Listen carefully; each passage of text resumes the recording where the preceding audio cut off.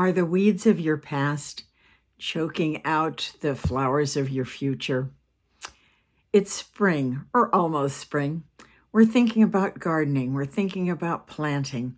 We're thinking about all of the beautiful flowers and fruits and vegetables that we can grow or that we can just see around us.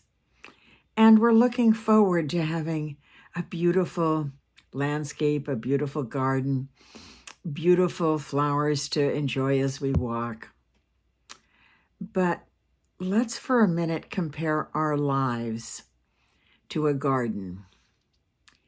And we're looking for flowers of joy, flowers of confidence, flowers of happiness, and flowers of success.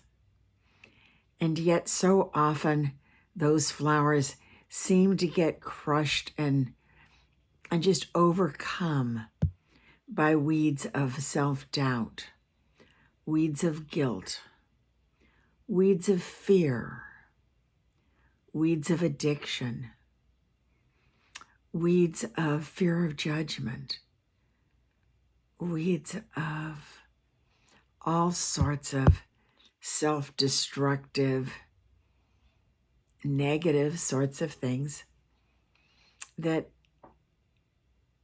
impact us. Those weeds have roots that run deep. They run back into childhood. Those roots are experiences that we had that we haven't resolved. Now, sometimes those experiences are really big deals. They're really horrific. They may involve physical, sexual, emotional, mental, and even financial abuse. Or in the case of one client, all of those. Or they may just be some bullying statement that a peer, a teacher, a parent, a religious leader, a community leader, somebody else said.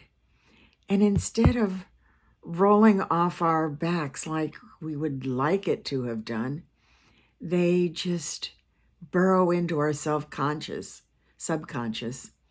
and hang out there and impact us for years to come, often without us even being aware of it.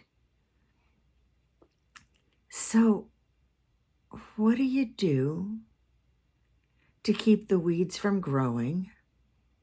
And what do you do to pull them out if they're there? Well, the first thing that you do is you tend the garden. Flowers, vegetables, fruits, they need water. They need fertilizer.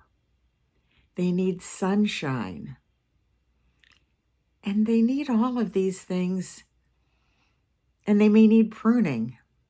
They need all of these things in some reasonable proportion. Too much of one and not enough of another doesn't work. So, how do we water the garden of our own self-concept? Well, we do it. You've heard the line about you are the total of the 5 people that you hang out with the most.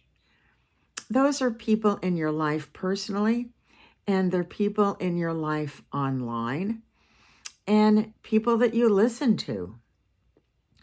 So, are those people that tear you down and plant more weeds, or are like a strong wind that picks up seeds from the weeds and sends them to the other side of the garden and plants them there? Or are they people that help you believe in yourself, help you nourish yourself, because they're positive, they're uplifting, they have confidence in you, and they bring out the best in you? Or are they like the weeds? People that put you down, people that diminish you. If you were abused in childhood and you told somebody about it and they said, "Oh, stop being a drama queen," that didn't really happen. It was years ago. It wasn't that big of a deal. Get over it. These are things that we commonly hear, either at the time or years later when we're still trying to deal with it. And we're still not getting the acknowledgement that we deserve for what we experienced. Those kinds of comments, those kinds of people, they nourish the weeds. And it doesn't take much to grow weeds. They're very hardy and they're very prolific, and their roots run deep. And so it is with all of those comments. And then while maybe we would have been able to blow something off if we had had a little stronger self-esteem, but when that's damaged in childhood, and then in adulthood, we hear these kinds of comments. And instead of blowing them off like would be ideal, they just reinforce and lay layer upon layer and reinforce that original bullying statement that burrowed deep and sunk roots deep into our subconscious. And so we need to root them out. How do we do that? Well, I can tell you, I'm a great rooter, because what I do is I help you go back into those childhood experiences, whether they were really horrific or whether they were seemingly insignificant. And we look at how they were always about somebody else. They told you it was all about you, but it never was. It was about them needing to feel powerful by bullying or abusing you because they didn't have the power they needed in another area of their life.